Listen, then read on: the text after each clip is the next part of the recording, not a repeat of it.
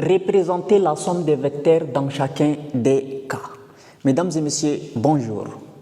Nous allons voir aujourd'hui, étape par étape, comment faire la représentation graphique de la somme de 2 vecteurs, de 3 vecteurs ou même de 4 vecteurs. Que ce soit des vecteurs des mêmes directions et des mêmes sens ou des vecteurs de directions et de sens différents.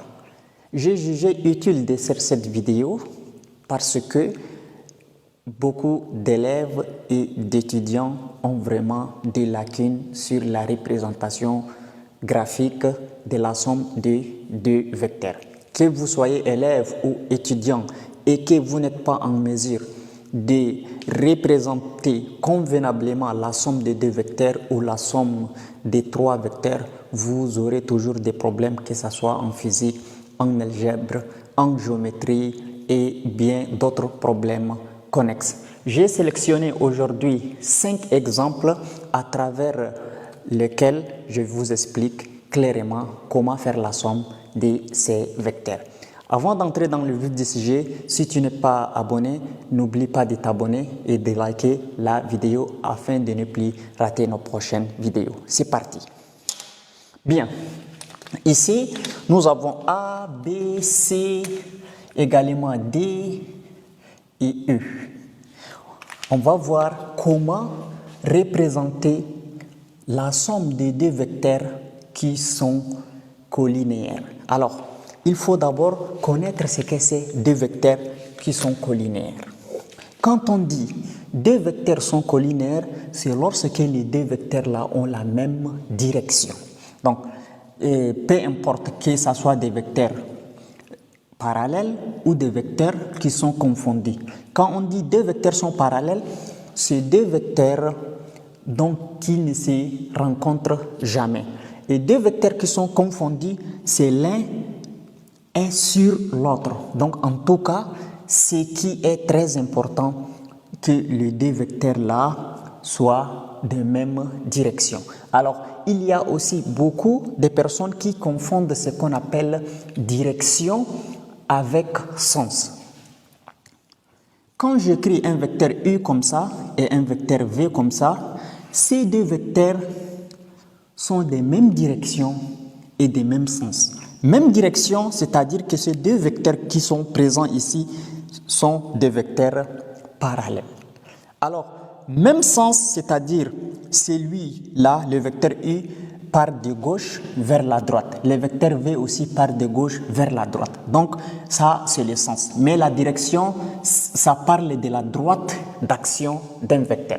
Alors, si je trace, je fais une flèche comme ça, les 2 vecteurs sont toujours des mêmes directions. La direction ne change pas. Ce qui a changé ici, c'est le sens. Donc, le vecteur U part de gauche vers la droite et le vecteur V part de droite vers la gauche. Donc, même s'il y a un vecteur comme ça et il y a un autre vecteur qui est placé sur l'autre vecteur collé comme ça, donc ces 2 vecteurs-là ont la même direction et ont aussi le même sens. Voilà ce qu'on appelle 2 vecteurs qui sont collinéaires.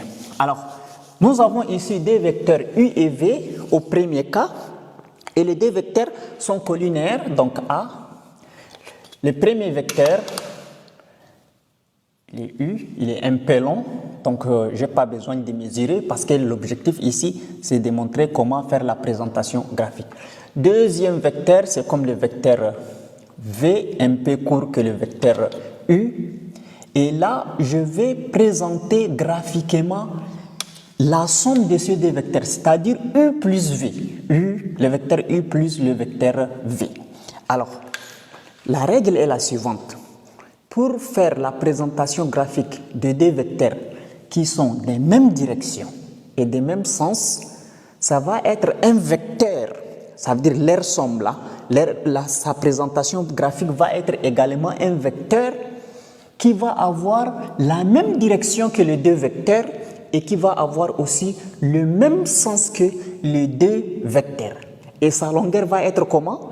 Donc, le vecteur peut commencer ici, la somme là, je peux les présenter ici. Je peux les présenter ici, je peux les présenter ici, n'importe où. Mais pourvu qu'il y ait le même sens. Donc, si U est comme ça, V est comme ça, je ne peux pas présenter un vecteur comme ça pour dire que c'est la somme des deux vecteurs.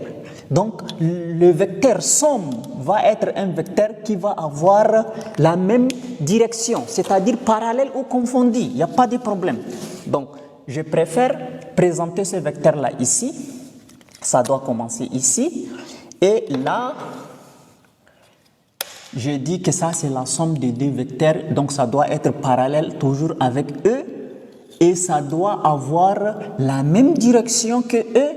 Et ça doit avoir le même sens. Mais sa longueur doit être la somme du vecteur U, la longueur du vecteur U et la longueur du vecteur V, c'est-à-dire la somme des deux longueurs. Donc ici, si je mesure, ça fait 24. Là, je mesure, ça fait 17. Donc 24 plus 17, ça fait 41. Donc c'est-à-dire, je fais un vecteur qui va avoir la même direction et le même sens, mais des longueurs 41. Donc voilà, ce vecteur-là est la présentation graphique des deux vecteurs qui sont des mêmes directions et des mêmes sens. Ça, c'est U plus V. Alors, il est très important de vous expliquer une chose. Si c'était deux vecteurs des mêmes directions mais des sens différents, bon, si c'était comme ça, ça c'est le vecteur U, bien, et ça c'est le vecteur V, ok. Alors les deux vecteurs sont des mêmes directions mais des sens contraires. Pour faire la somme U plus V, vous allez certainement vous poser la question, on va diriger U plus V là vers où, c'est-à-dire le sens là, c'est dans ce sens ou bien dans l'autre sens.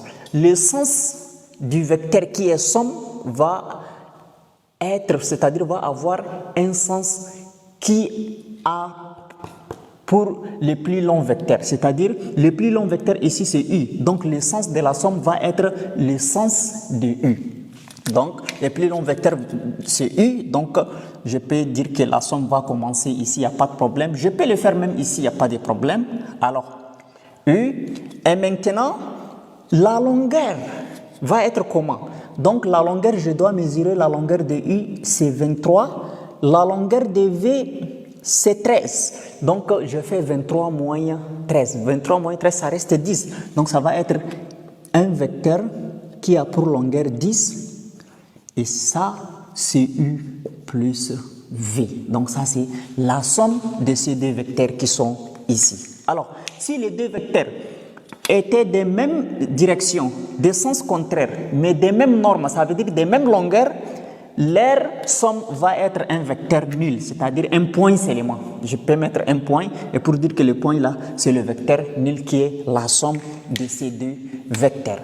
Alors, passons maintenant à l'étape suivante. Nous avons deux vecteurs qui sont des directions différentes et des sens aussi différents. Comment faire leur somme? Bien. Nous avons ici B